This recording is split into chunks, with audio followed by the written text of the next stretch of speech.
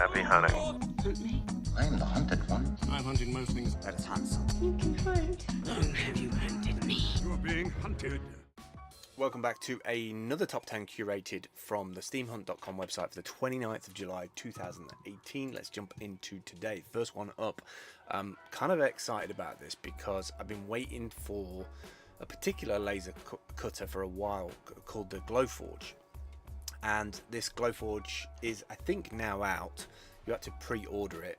I was always a little bit concerned that it was the first version of their laser cutter, and I really didn't know the company. I didn't know how good the software was or how good the support was, but it appears now that in the last month alone I've seen another cutter, and now I've actually seen one from Dremel. Now obviously Dremel are a well-known company. They've got a good distribution system, they've got a good supply chain and good support.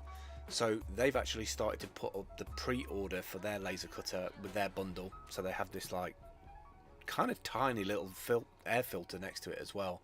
And I'm hoping that because it is got the Dremel stamp of approval on it, that it's a good laser cutter. Now, normally laser cutters are a lot bigger than this and have a lot more laser power, but this is a desktop one for making, you know, like everyday stuff.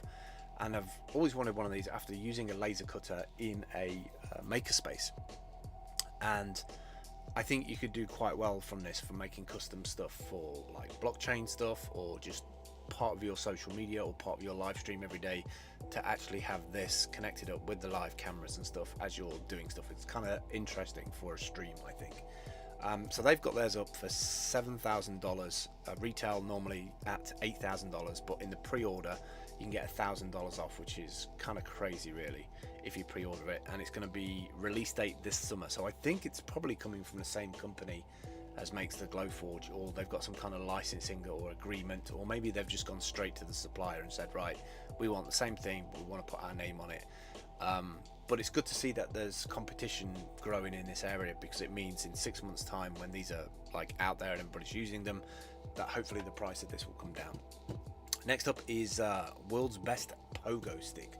I'm not normally one for putting up like things to do with stuff that would probably cause me an injury within 5 minutes of using it, but this is the world's best pogo stick. Jump higher, bigger tricks, adjustable spring, unlimited possibilities. No, there's only one possibility, and that is me injuring myself and being in AR very quickly. ER even. I don't know what AR is. That's the augmented reality version of pain, I guess. Next up is the Cool RC 64 channel. FPV systems, like those like assisted headset things, they're getting a lot more advanced. I'm getting some like bleed through. I don't know where that's coming from. I do apologize. I'll sit back here. These are one of those like headset gear things that you have when you're flying a drone. And these things are rapidly moving on in terms of the resolution. The resolution is getting so much better than it was before, and I love the idea of being able to fly a drone, one of those little fast drones, with like a headset on. I'm not sure if these actually have the like left and right and all that positional stuff on it, but it does look like they've got controls on the side of it as well, so maybe you can link that to your actual controller. I'm not sure. But 5.8 gigahertz receiver, 64 frequencies, full band of frequency from 5645 meters to 5945, built-in rechargeable battery, and supports USB charging. A hell of a lot of these new FPV headsets popping up these days. Next up is Unitree. The thing called a Lycio, using unprecedented technology to create smart beauty. That kind of scares me a little bit. Smart beauty.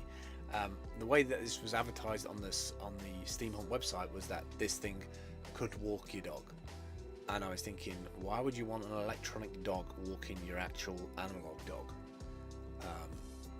Kind of confused where like that's supposed to be going to. I'm not quite sure why anybody would want that. Next up is the X7 DT V8. The only reason why I've mentioned a laptop today, because we get a million laptops, is that not only is this like a very cool and very capable laptop, but it's got some serious like specs to it. It's got the i7-8850H, and it's also got a 1080 in there, an 8 gig 1080 chip, so you could game on this, but you could also You could also do some like serious like video decoding, encoding on this if you're going to do some live streaming, or even me recording my shows. I'll be able to record at 4K 60 FPS on this thing.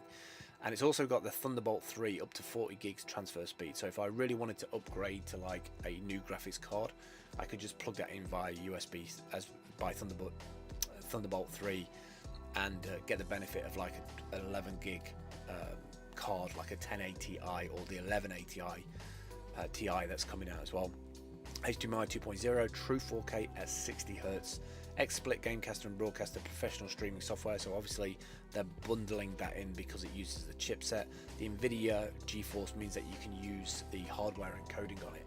And I don't think these are super expensive. There's a lot of these coming on the market now and driving the price down. This can even take up to 64 gig DDR4, which is just crazy that these laptops can do that speed now. Next up is Addicted Art Gallery. See it on your wall. Just got a lot easier to get your art fix. So this is obviously a way that you can merge selling art instead of having a gallery and all the expense of coming with rent for property.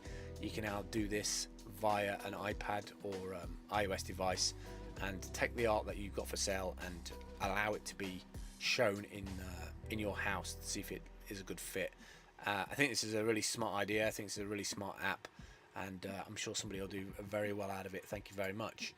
Next up is Flat Bike Lift. The Flat Bike Lift is the ceiling hydro pneumatic. I don't know why pneumatic overhead bike rack to be used in the house garage or in the place where we park our bike. Looks like a super well built thing. It's got those like hydraulic springs on either side, so you can just like push it up and pull it down. I like anything that optimizes space, so like this is a no-brainer for me. I can imagine that these guys could probably make something for inside of a van as well, like if you're constantly on the road, something like that would be kind of cool. Next up is the SanDisk UltraFit USB 3.1. These things are moving on all the time. This is like a 256 gigabyte drive, and it's like the size of that. It's super tiny. Hard to believe that we were paying like stupid money. I remember paying £100 for 16 gigabytes of storage, and now we're on 256 gig, and it's the size of like a thumbnail. Crazy. Next up is Archos. I remember buying the Archos AV500 12 years ago, and they're still around. I mean, they've had to pivot quite a lot, and I thought they were dead, to be honest, but it seems that they've got a personal assistant, the Archos Hello, and it uses Google as the back end there. It's also got video calling on there as well, which makes sense really from their heritage of where they were from. They had a pretty damn good screen and good software, and really enjoyed that AV500. I took it everywhere. I watched all my video content on it, all my YouTube, all my blip stuff on there, and now they've got like a multi-purpose thing where you can do video chat and Google Hello, using their legacy of video screens. And finally today is the Float by Human Scale, designed by Human Scale Design Studio. $2,000. It's really nice, simplistic, minimalistic standing desk, and you can add on various modules to it, but I really like that one myself, the one with like the keyboard stand underneath and a little controller on the right hand side, so you can sit there or you can jack the thing up. I would love a standing desk. I really would like to be able to do that with my iMac, to be able to stick it on the back of it and just elevate it up and stand throughout the day. That's it for me today for the top 10. If you've never seen Steam Hunt before, this is what it looks like as of July 2018. When you click through on the right hand side, you can see all the hunts. There's probably about 200 or so a day. If you click through on any of the hunts appearing on the left hand side, hitting the white button takes you through to the link. If you want to add your own, just click the plus button next to the profile at the top, put in a title and a sub description, upload some pictures. They can be GIFs up to 10 meg, add some tags, and it will be listed onto the Steam blockchain and also onto the Steam Hunt website. That's it for me today. I will catch up with you tomorrow. Thanks for watching. See you soon. Bye bye.